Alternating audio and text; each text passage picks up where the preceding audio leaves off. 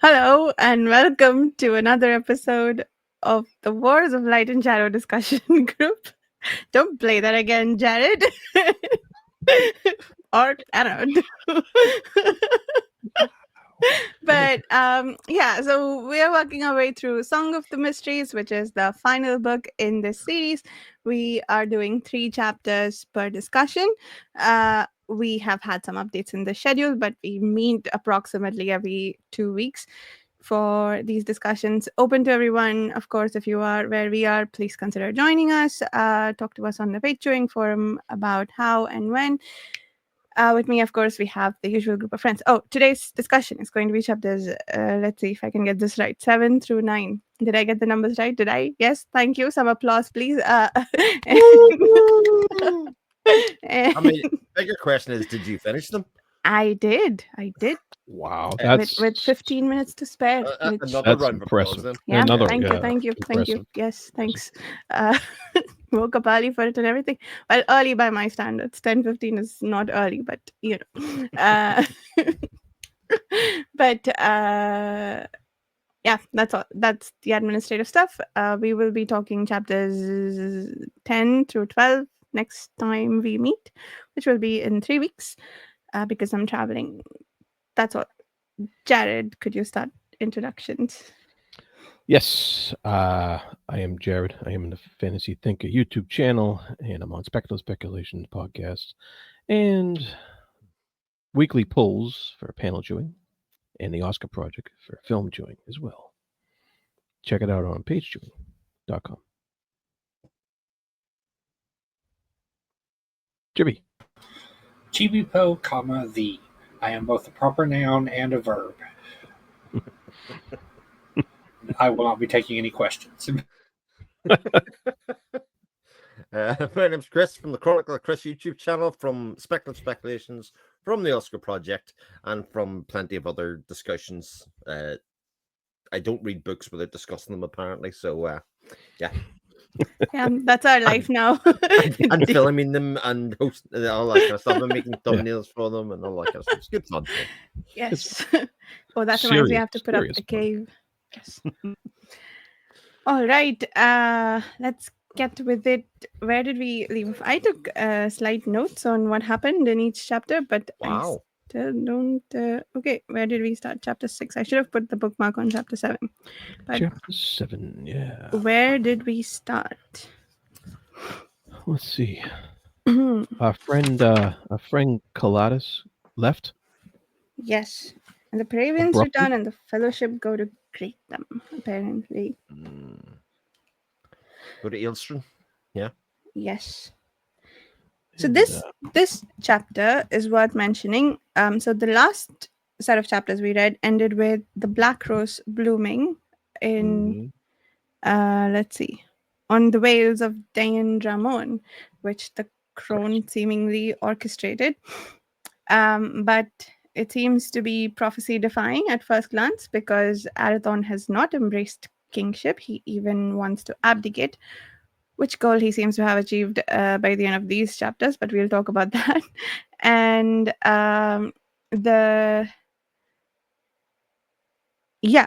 and I guess that also is supposed to prophesy the unification of the Fellowship.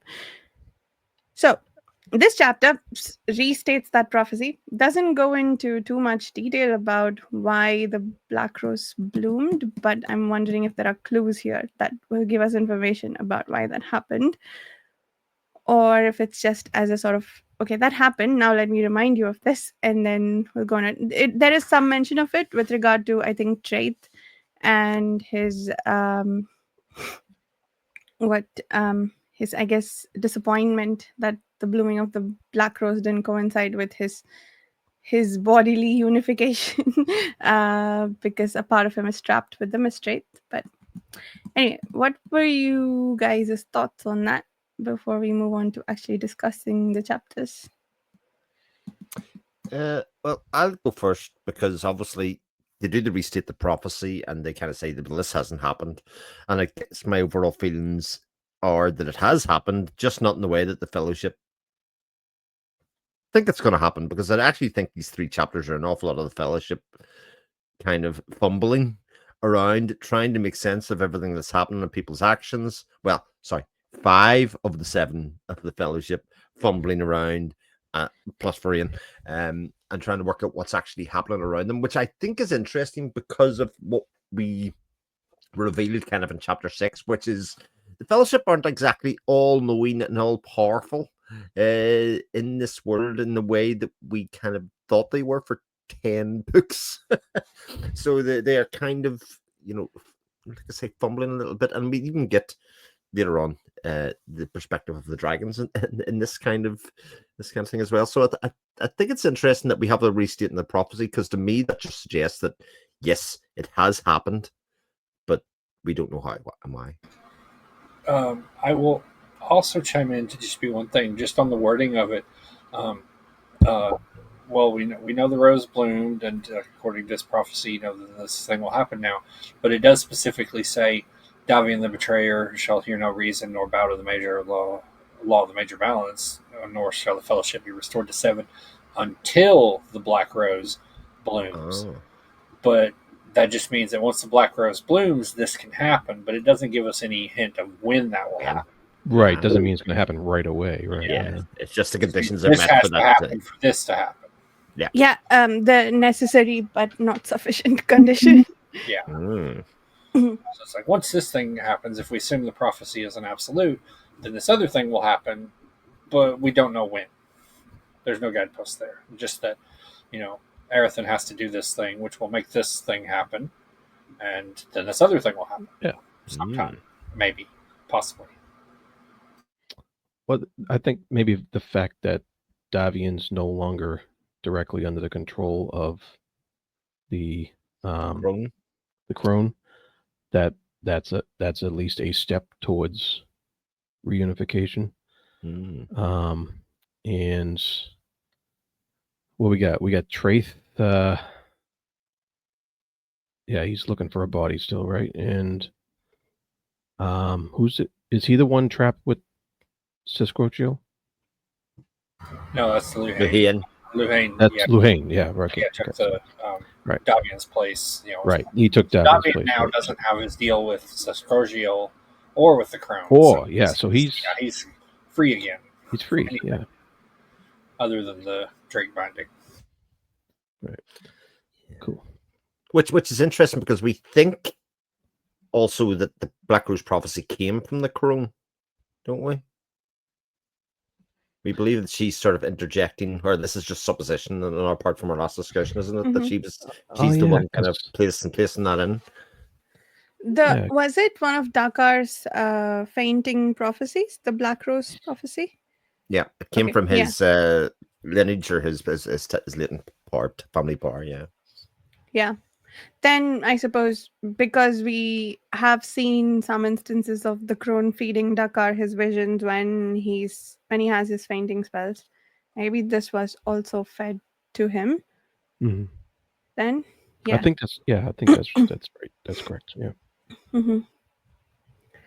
But it's interesting how, if those things are true, that it sort of lines up. If you know what I mean, that the Davian's sort of been released by the crone, and prophecy. It's got. I think that's interesting. If that's true. Yeah. Who knows? Yeah. That makes sense.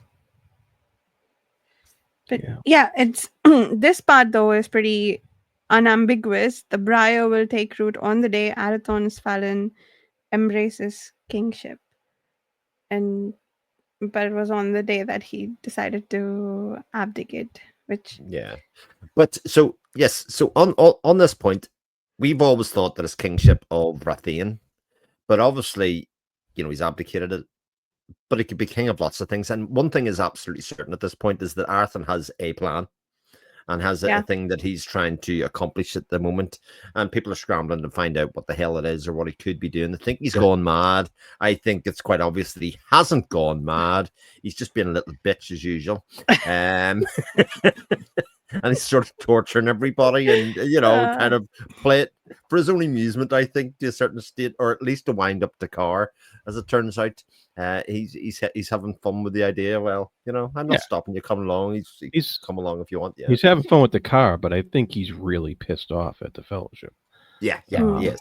And so because that gets he mentions it later on in these chapters, how mad he is about them and their machinations. And it was funny because you had Varane and Alara and Caradmon sitting around talking, trying to figure out what the hell he's up to, and not really getting anywhere. Yeah. Yeah. But apparently there's some other Mistrate zone mischief within Arathon, which you may or may not be aware of. That was one of the interesting reveals in this section, right? That time in the first book when he was sitting on the rock and the Mistrate attacked, it may have done something to Arathon, which Asandir is guessing is probably what's making him do all the things that they are angry at him about right now. They do speculate, that that's a thing that's happened. That he may I wasn't have all 100% along sure. been subverted, but I wasn't 100% sure it definitely did happen, or if they were just wondering if that's what's happened to him. Yeah, well, I think it's more them trying to make sense of why Arathon's being what he's doing. Yeah, whereas I again, supposition on my part, to me, Arathon's sort of fed up of being careful around the Mistwraith and kind of footering around and sort of like, oh, you mustn't stir up the Mistwraith because Lysair's got an army. He's gonna. We've been here before, and I'm sure from Arathon's point of view, it's like I'm fed up being this reactionary thing. In this reactionary mode with this, he has been able to get free of it to a certain degree, and he has a lethal on him, etc. And I think he's probably setting out to go attack this in another way. Yeah, and I think he's also kind of, or at least he's giving the impression, that he's just done with, Lysair. He's like, no, my patience, with him is just, no. Yeah, because what can he do? Like, Lysair's going to be affected by the curse. He can't get near him even to do anything about it. And Lysair's not going to, he's not going to survive Key War or anything like that. So the method with which Arathon kind of became aware of it or otherwise are free of it isn't available to Lysair. So, like, he has to do something else if he's going to do it. And as you quite rightly said, Varsha, he's just not. The Fellowship are not the people that he's going to look on to help him do that because they've let him down in his eyes. Right. Yeah. Very good. Speaking of Lysair, sorry, go ahead. Oh, I was going to say, but the Paravians are settling. Yes, rebuilding. Rebuilding, yes. Lots of construction. Terrans is bringing that news to the clan. And what was that part about were they debating the clans? Were they debating on revising the royal charters? Did I read that right? Yeah, I think that was in a later chapter, maybe, if I remember correctly. It was in this one? Chapter 7, right. Yeah. Oh, okay, yeah. And and I'm wondering if that's going to have any effect on this whole kingship deal that Arathon may or may not have to accept in order for this prophecy to come through. I'm wondering if the revision will be because of his actions. And will it be because of this, in spite of the sorcerers, or in conjunction with the sorcerers? They were just talking about it. They didn't do anything yet. Did they say what the revision they wanted was, or not specifically. Okay. Not that I remember. Terrans was advocating for suing, trying to sue for peace with the towns. With Lysair's army, yeah. Jalian Kosak's widow seemed to be on board with that, but That's just all we know so far. Okay. Yeah, they were divided between. Uh, yeah, this strain. They're apprehensive over the vacant royal seat at Ithamon, and there's a whole bunch of talk about it, but they never came to any kind of decision. Yeah. And then there was a note about how Arathon can apparently evade Satvir's Earth site. I forgot why. Um, And I was just about to bring this up. So, isn't it linked to the fact that he wasn't originally from Ethera? If you know what I mean, he just came there through the portal. Wasn't that why he was sort of using that, which makes me think if that's where his kingship is linked to, actually, in some ways. Oh. Maybe, yeah. Could be, but we seen Saphir can perceive Elithiel, Oh yeah. all the way, on Dasan Healer, from back in Curse. So, yeah, I thought it had something to do with his lineage from like whatever part of his DNA is tied to the Bidar crone Yeah. because of because they are outside Satvir's purview, maybe, and so he gets to be too, or something like that. But I forget. I read this chapter a while ago, but I forgot what this part was about. and he's also, as we've had brought down on us before, he's supremely talented, super initiate master, very gifted. So um, he might just be like, "LOL, I do what I want."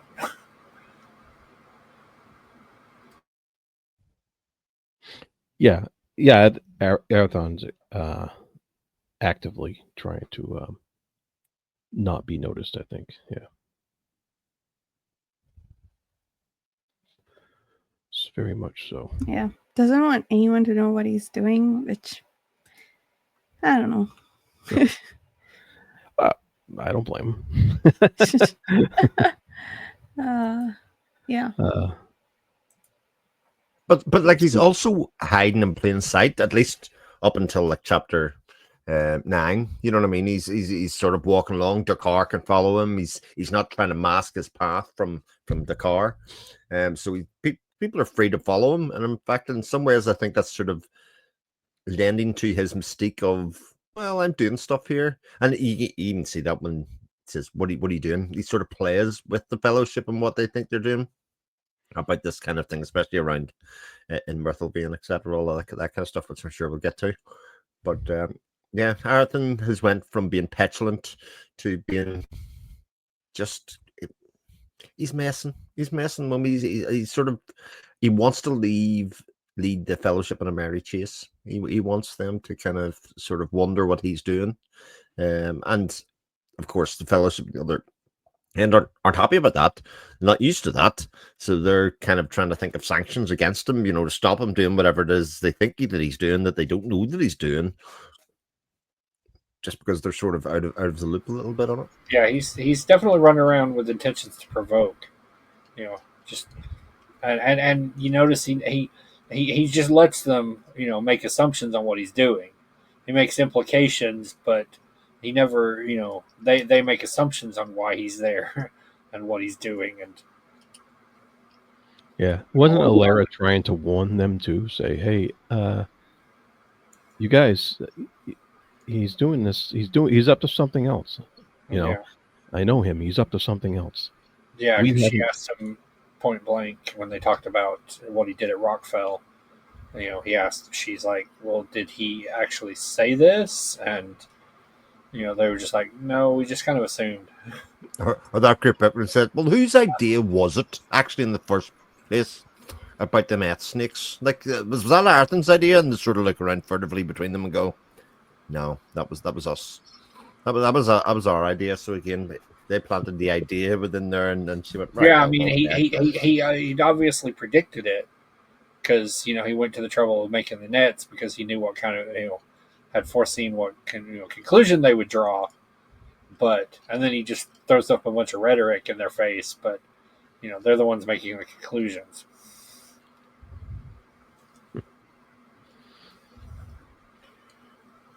Interesting. Yeah.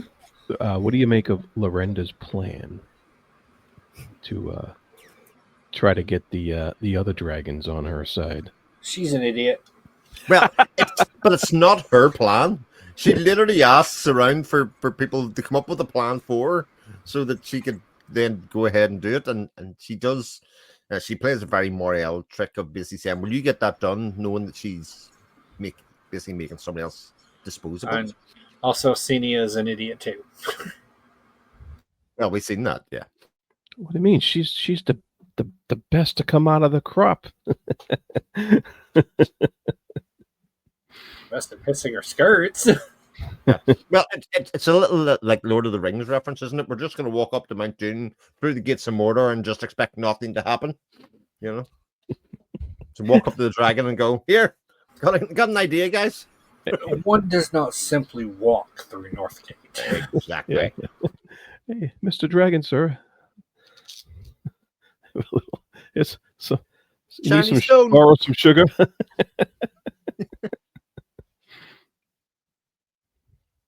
All right. Yeah, that was so she had all this that was cool. The end of that chapter, she had this protection, she had some secret that she wanted to share with the dragon apparently, and and they put it on the off-world crystal so that the seven won't find out what it is, and and then the dragon crushes it and parts of it fall on the soil, so then they find out anyway. Mm-hmm. And I guess they want to sell Arathon as a plaything to the dragons. Like, here, I have a toy for you to play with. Yeah. But we don't ever find out anything beyond that, though. Right, that the dragon stepped on the crystal, and then I think that was the last we heard of the core. Yeah, no, well, I mean, Senia stomped on it and crushed it, and then ran away. Yeah, but like parts of it didn't land in the salt water or whatever, and so they didn't clear. Okay. All right. Well, our friend Taryn's got married. Yep. A little news item, like. Again, he got married, but the analysis of the kids, so to speak, Esfand and Cadrian, exactly about him being Jarrett but not Jarrett by marrying their mum. This whole thing was like weird stepfather kind of manipulation. I thought that was quite funny. Weird stepfather who's got our ancestor in his head. So he married Cadrian's mum. Whose mum did he marry? I think that's right.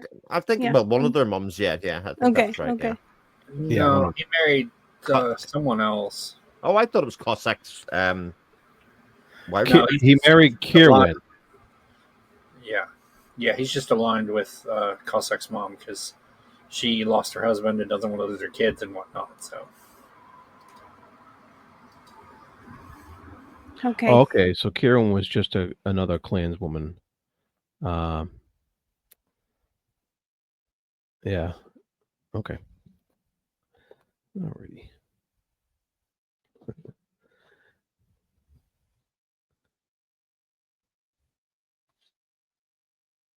What? But there was quite a bit of time that passed in between some of these chapters. Like we had like a year go by in some cases, and I found that very interesting. And because there was quite a bit of traveling going on and stuff, especially with Arathon running around. He was kind of doing a job like the postman, something like that, where he would get a horse and then take a message to the next place and stuff like that. But he was just doing that and to blend in and kind of get from one place to the next. I found that funny that he took a job as a post office dude, basically.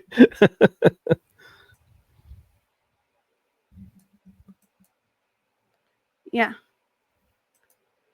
The what was I saying? Did Jared freeze? Can you still see me? Yeah. Okay. Yeah. Is that how he Oh. ended up at Rockfell? The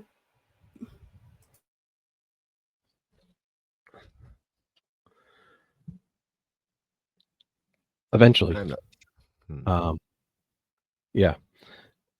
Yep. I found it interesting that the very beginning of chapter 8, we saw Arathon through the Sirius's eyes. Who was that? Was it the Crone or was it the Ray? How you say that? Rayad's Yeah, very Sirius. yeah. Yeah. We saw Arathon through her eyes. It was an interesting point of view, and then it switched back to Arathon, after that small section. And I found that interesting that we just got that reminder that somebody was keeping an eye on him, because I don't remember when that comes up later in these chapters, but I'm wondering if it's going to come up later on in the book. Yeah, but it's interesting that Sirius can do it and Sethfir can't. Right. Very interesting.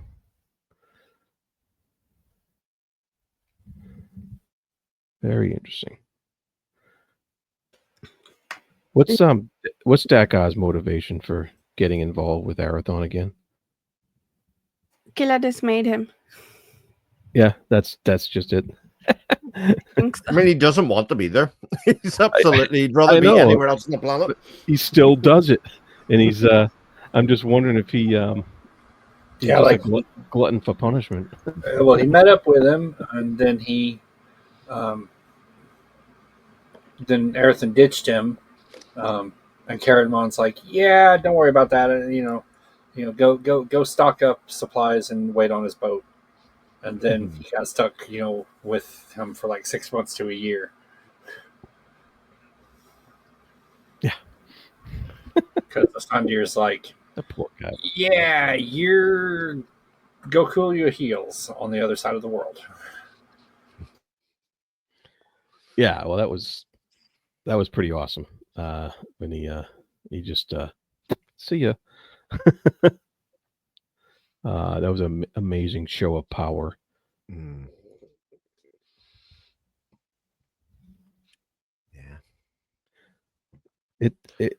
She really pointed out the difference in a lot of the fellowship's levels of power. At that point, like Varane was like completely awed and stunned by how much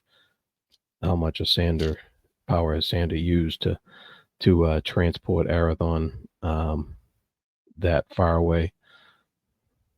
Yeah, I mean, I think that's a really interesting point, Jared, because it might be that this has been true the whole way along. Mm-hmm. But I think from the events of chapter 6, it become this kind of fallibility of the fellowship, or the fact that they were just dudes who messed up one planet, come to another one, maybe lets us see them through new eyes and kind of think, oh, they aren't just all the same, because up to this point they had been the people calling the tunes as far as we're concerned. Everything that they wanted to happen did happen. Anybody that did anything, they let them to a certain point. And obviously the introduction of the Bedar Crone into the situation, especially from Sethfir's point of view, going like, she's another level to us. Like, what's going on here? Like, we've no control over what's happening there. It's sort of changed the makeup of the world an awful lot, or the what we think, or where the power is held within this universe, because it's really, the dragons, the Bedar Crone, and this other stuff that we've been talking about for 10 books is kind of like just the surface level stuff. Yeah, and because you got Sethfir's you find out a lot about his origins earlier, and you wonder how his origins translates into the abilities that he has now, uh, given that he's the Oppenheimer in the other world, right?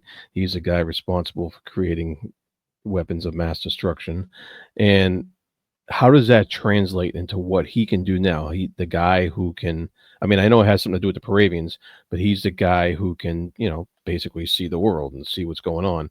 And but how does that, like, that's a very specific power, skill set that he has, and it seems that Ascendere just seems to have this incredible amount of power compared to, and Varane, I think, he was of this world originally. As we saw, he's the one from the Gallant, right? And Yep, he is. so I kind of understand why he would be awed by this power, because he's from here. Um, but what about the other guys? Why are they able to come back just from this corporation and be discorporate? And what how does their power level relate to Ascender? That do they have that much, or are they at a level lower, or what have you? It's interesting to think about all the different sorcerers now, because Davian seems pretty damn powerful too, at points, at times. But he was also beholden to other powers. So, um, that he obviously just couldn't get out of on his own. So that it's a lot to think about there, as far as, and then when we see eventually the Arathon facing off against Varane, that told us a lot too. And it was really cool. I will also point out, and since we don't know what he asked him about, the end of chapter 7, the by moonlight section, uh, one of the clan scouts in Atwood, has a foresight dream, or a vision while he's sleeping, and we know Arathon went and had a chat with the centaur, but not what he talked about. Yes. Yeah. Yeah. That's a complete other thing. The Paravians and the centaurs and the unicorns and what have you. The how how does their power relate to what they're able to give to sorcerers, and what the sorcerers have on their own?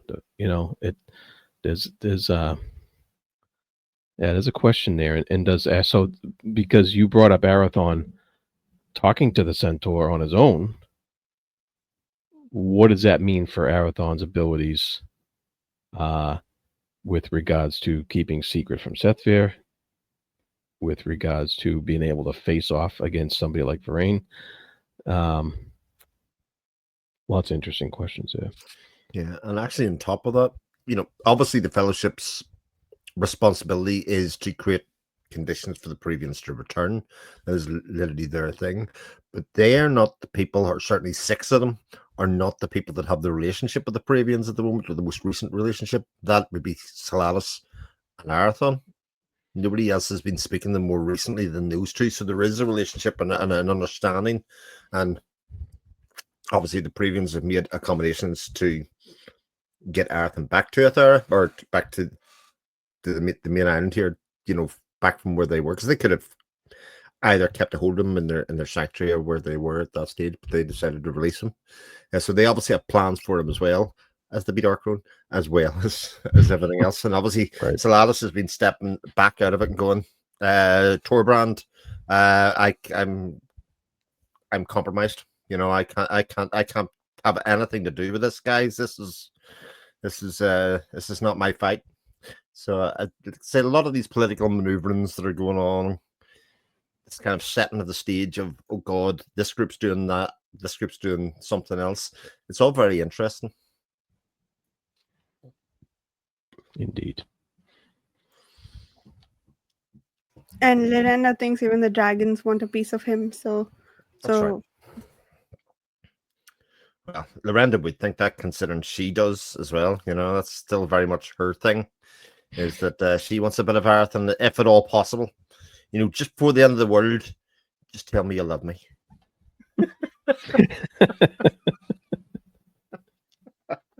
that sounds about right. Yep. That's where all her hatred comes from. It's actually love. I mean, it's that's literally true. But it's, what else? What do you guys think of Lysair's mustering and Dace's helplessness and etc. etc.?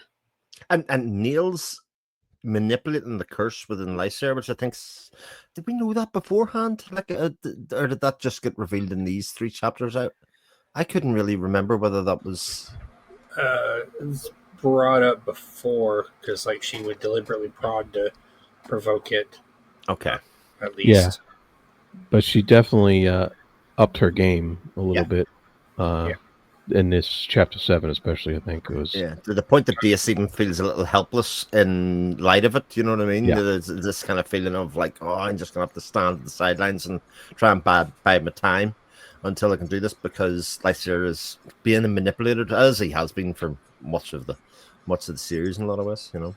Yeah, and if I remember right, they did mention earlier, you know, that Nails is basically also being manipulated by the Coriani to,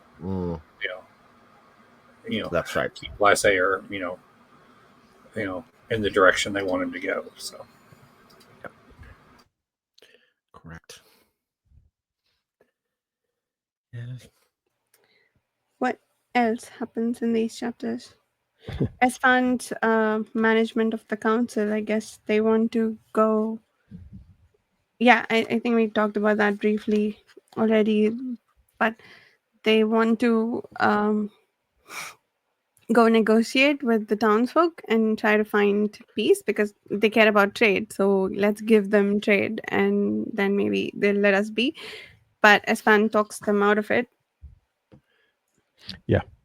Yeah, actually that Jalian was really yelling at them. Why should we hold fast for outdated tradition when our sanctioned prince has abandoned us? That was her big question. And it was a good question. I thought it was a legitimate question that needed to be answered, but Espen seems to have answered it and came to a decision, at least for now.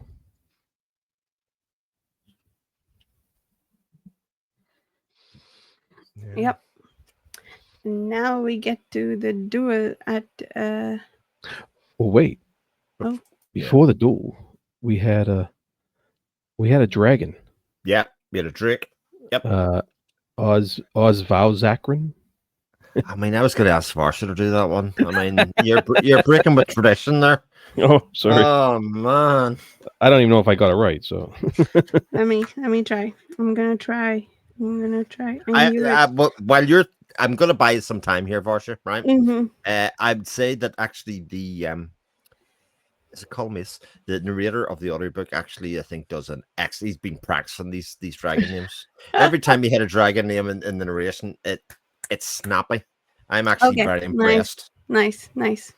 Good. I also practiced the name because I knew you would make me say.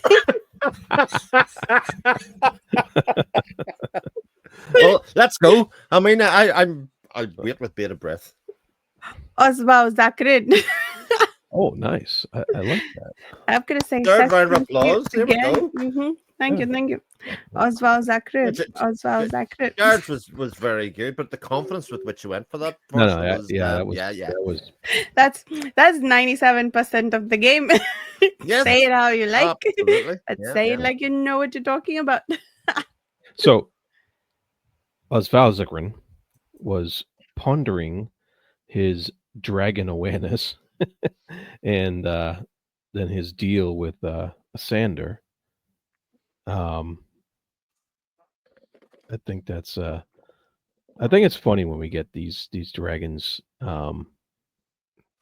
He's like gold one, like matured and dazzling, and it's funny when we get these dragons perspective because they look at everything else as just like beneath them, and everything's so small, and they're just doing their thing, and they go, and he's like, oh yeah, we have a deal. I have a deal with Sander, and but it's just a minor part of my life, and I think But that's just the point hilarious. is made that they could literally just blink and everything, mankind would just kind of cease to exist, and there would just be, Yeah, they yeah, wouldn't and really care, And especially when you put that with the ideas that not all the drakes are aligned. They're obviously yeah, Lorenda's trying to leverage this fact. You've got Cisco Shell that's at the end of these chapters is out of his slumber, etc. As well. You'd get the feeling that actually this is such a very important part of the story. This Drake War. yeah, very cool stuff though. Yeah. It even the book even started with this mention of elder powers that are beyond your reckoning. Do you think Lorenda will get what she wants before the end of the book? Or will she be thwarted and made miserable? Like, will she So, have those 5 minutes of greater than fellowship power? oh right, I was going to say she wants a lot of things, Lorenda. Let's be honest. She wants our black haired boy, all their blood herself, her green eyed boy, all to herself. She wants the meddling of the fellowship to stop, which again I think speaks to her understanding of things insofar as she doesn't realize how inconsequential the fellowship are in some ways, and the fact that actually they are slaves in an awful lot of ways. It's like, All which right. is I'm gonna reveal all right. Let's go. about what what Larenda wants and gets. In the next few chapters. Are you ready? Yes, go. Nothing. That is a secret. Yeah, see, I looked up the translation of what Chibibo has as his title right now, and it translates to "That's a secret." So I knew we were getting nothing out of that Yeah. very good build up. So is that Peruvian? No, that's Japanese. Japanese? Damn, that would have been so It's impressive if from it was Peruvian, though. Slayers, the anime. There's a character. Oh, Somebody'd ask him something, and he would always respond with "Sora wa himitsu desu," and never Wow. answer their questions. Wow, Vasher is, and you guys are beyond me. All right. yeah. These are playing. We're playing checkers, and these are playing chess. Like You guys are honestly, playing chess. we're just fumbling about here with what's on the pages and the screen, and used to are As batting the ball back and forward to each other. like a very wise seeming woman said on the Foundation episode I watched yesterday, you can't play chess with someone who's willing to burn the board. I just wanted to repeat that line. It's not even relevant, but I do seem like someone who can burn the board. Yes. Oh, I love Oh boy. All right. I had a very important question here that Arathon asked. Yes. Arathon asked a very important question. He asked, who was he talking to? He was talking to Dakar. He was talking to Dakar, Mm-hmm. and he asked, "Why isn't the Fellowship quashing that jackal pack of fanatics?" Yeah. I've been asking that for like 5 books now. Yeah, absolutely. I mean, they have their reasons. I know that, but I think that just shows the we were talking about it earlier, the level of fed upness that Arathon is displaying here. He's fed up. Well, he also makes the point when Dakar is challenging him about not doing anything about to help the clans, and he's like, "Well, if you care that much, where you go, Mhm. you do it There you yourself." go. Yeah, exactly. He does that. He bats that back a number of times, I think, during this section again, showing his vitriol might be a bit hard word, but is absolute disgust at the Fellowship's lack of action in what he Yeah. thinks were things they should have done and they could have affected. Absolutely. Including, I would say, in some ways, the fact that they protected him through the 200 years gap. You know, so many other people's lives were thrown away to save his, and knowing Artemis would do, I think that's highly likely that he would be much more willing to sacrifice himself, Yeah. than see all those lives lost. Yeah, that burns. That burns him. You know that does. Yep. All right. The duel. The duel, The do. The do. the duel of the fates. The duel. So we learned from the Gallant, and again in this chapter, that Varain is good with the sword and can Handy. take Arathon on. Yes. Are we Well, seeing- yes, he can take him on, but again, what way the duel plays out is more what we think happens, and then we get a kind of revision of it afterwards to basically say, well, he was defeated. And I was like, but was he? But was he? And you know that chapter ended with the like Man of Steel like ending where Arathon's apparently looking like this to see them walk away. So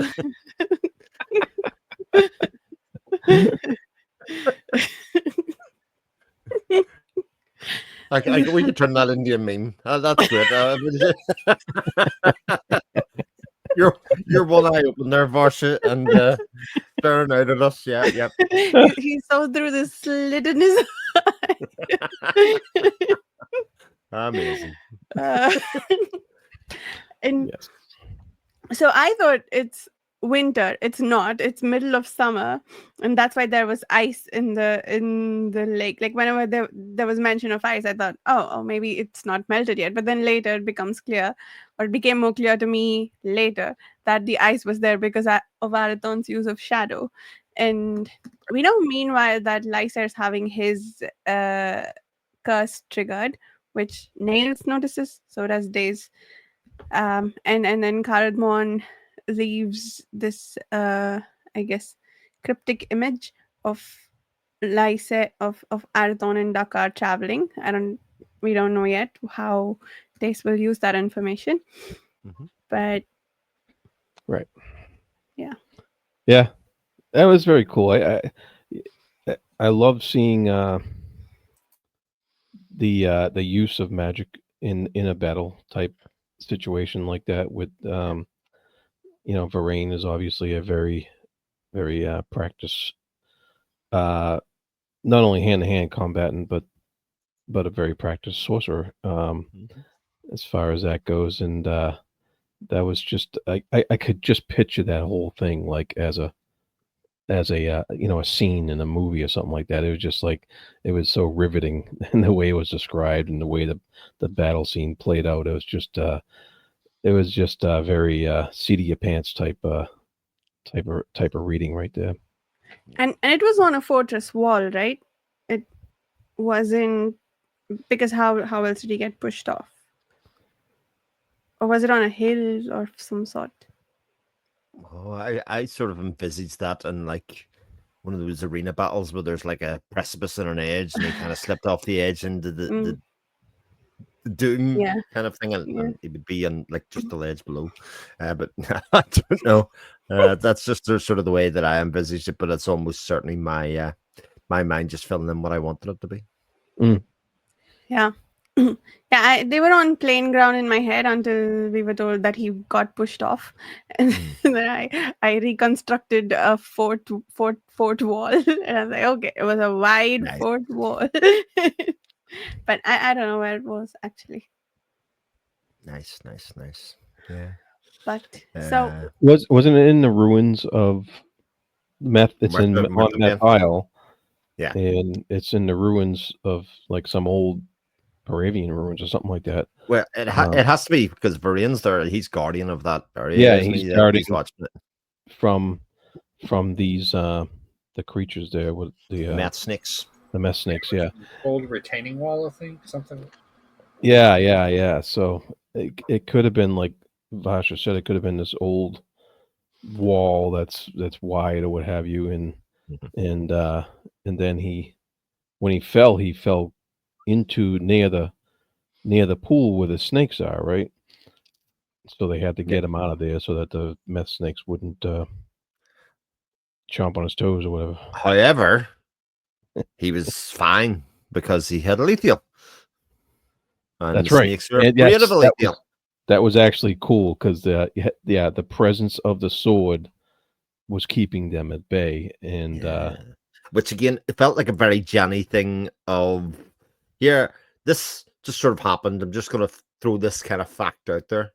And we actually got we got the legacy of the sword, where it came from or what's made from as well. I don't think we knew that beforehand. Ish something. Um Whatever it's oh, made of or where it came from, we got that into it. I I missed didn't that. bookmark that. Didn't we, or am I going absolutely insane? I think it was Oh, Rain or somebody that said. I think we got a little bit of the forging of Alethea from the stars, and it was some, Mhm. It's was it a Sayer. sun child or a centaur who made it, and Yes, that Yeah. person had made 6 other swords like this, and this one 12. 12. 12. Well, so. Okay. Yeah. I'm reading the glossary. Okay. Oh, excellent. Well, that is good. Marathon Sidarian, I believe, was the centaur. Ah, On the, Ferriton Istarian from yeah. a meteorite, um, inlaid by Athelian with arcane endowment for transcendent change, and infused by Riathan with the cord. So there's a bunch of centaurs involved here. yeah. So, but linked to Pravia and the Pravians and all of that kind of stuff. And again, this idea from the Fellowship that again Arathon's been affected because he's messing basically with necromancy in a lot of ways. They think that he's using it. He's battled with the Cravalier, has messed with him with the curse, and he's gone insane, obviously. And he obviously hasn't, because he's messing too much. Just messing with everybody. Yeah. What was really cool, I really like the fact that we got to spend some time with Varian in, Yeah, in, me in, too. in I these thought that chapters. was I, cool. I, I Yeah. love that, because we've only really seen him obviously in the Gallant, and obviously main character of the Gallant, and a lot of fun. But you get a sense of his personality very quickly. Again, very classic Johnny trope is to kind of have a character appear on page 1 minute, and 10 pages later you're like, oh, this character's amazing. I think it's a very Johnny thing to do right the way through this entire series, how you can care about somebody very, very quickly, and then be smart, and then be clever. And he, rather than kind of going, I bested Arathon, he can evaluate that and go, well, actually, if I think about it, he was just sort of toying with me a little bit. He kind of got what he wanted out of it, and I'm not quite sure how that fight went in retrospect. When I think back about it, exactly what was the purpose of that fight, and yeah, and as Varsha did with her one eye open thing, that was awesome. I did it as described, except Arathon probably looked a lot more graceful than I did.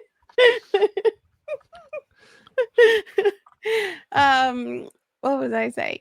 So Ilera's off chasing Arathon to find out what happened, and Yeah, get some but we answers. leave off just as she's about to get some answers, which we probably won't get for a while yet, because I took a peek at the chapters, and we start off with Esfand and go in the next chapter. So Ah. we're not immediately getting answers.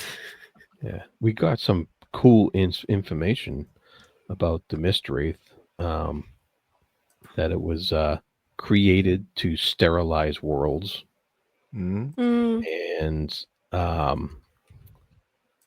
to smother all life until nothing remained. Was created by man. Sethvir lamented. uh, um, and that's all. It's a weapon of mass destruction. The Mistwraith is, and Yeah.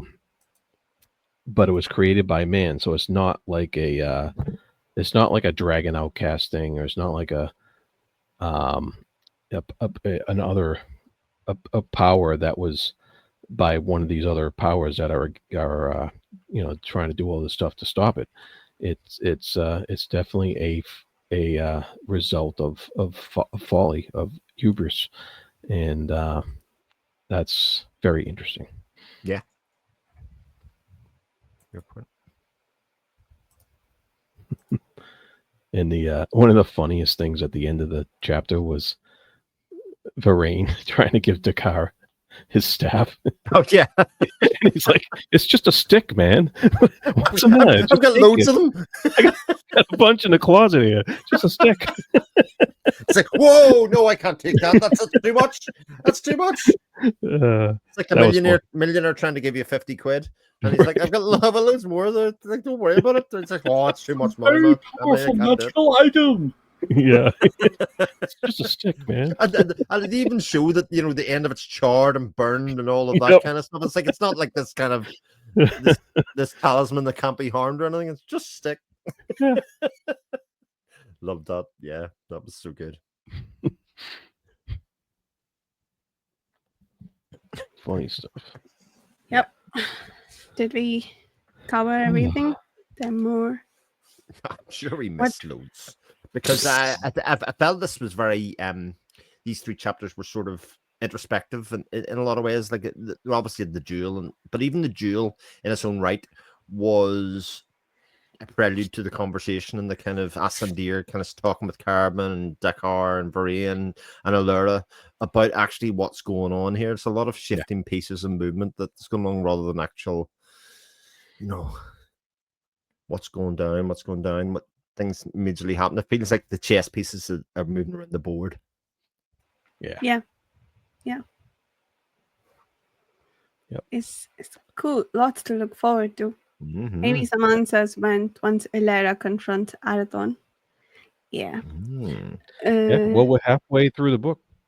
Yeah, it's only 3 discussions left to go. This is getting real. It's getting real. Yes. Yeah. Mm-hmm. Only 2 more discussions away from the end of the world. Yeah. So. All right, lots to look forward to. Once again, if you'd like to join us, please check out the Patreon forum. We're also going to be starting some other discussions when we finish with this. Probably Song of Arbonne, Song of Arbonne by Guy Gavriel Case coming up next after this. And that's it. Thank you so much for listening, and we'll see you soon. Bye. Bye-bye.